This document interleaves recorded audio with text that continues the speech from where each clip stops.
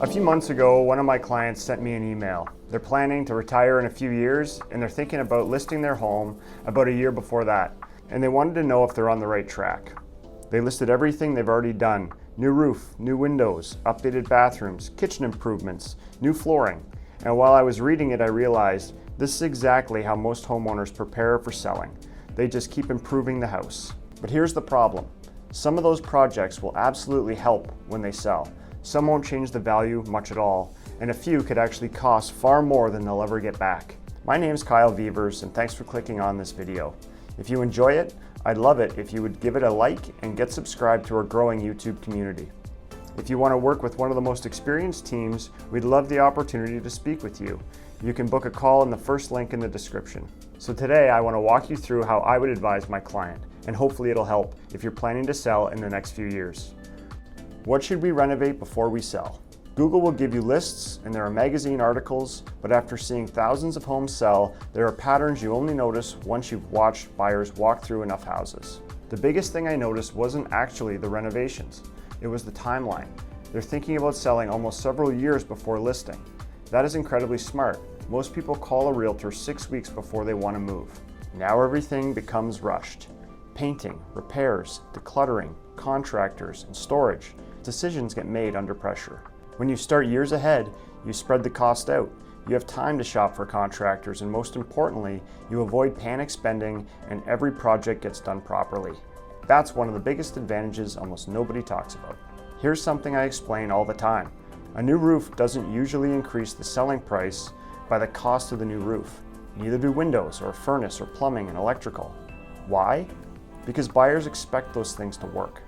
Think about your own car. If someone says the brakes work, you don't pay extra, you expect the brakes to work.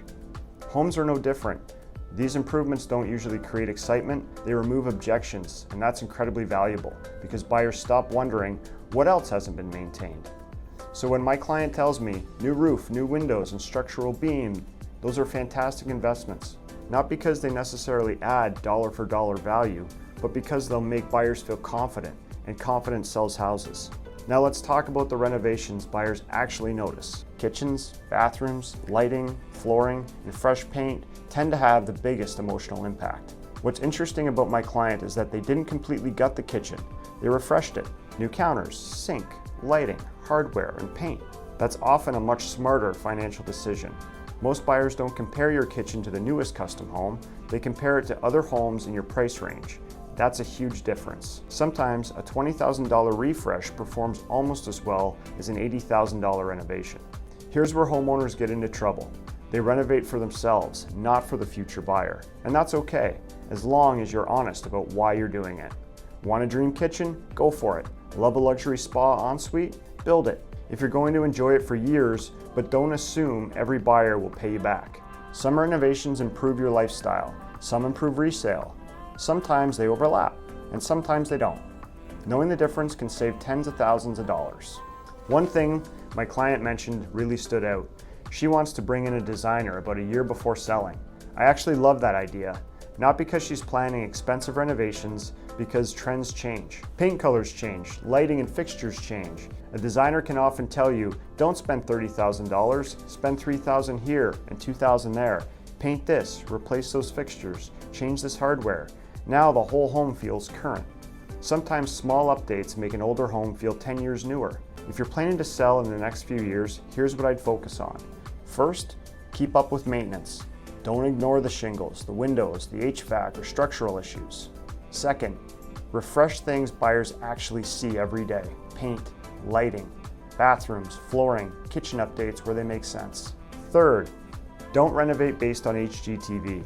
Renovate based on your local market, because what buyers expect in a major city can be completely different from what buyers expect in a rural setting. That's why every renovation decision should start with one simple question. Will the next buyer actually value this? Not, do I? Those are two very different questions. If you're planning to sell in the next 2, 3, or even 5 years, and you're wondering where to spend your renovation dollars, leave a comment below. I'd be happy to point you in the right direction. And if you enjoy practical real estate advice, subscribe to the channel. That's exactly what you'll find here. Thanks for watching, and I'll see you on the next one.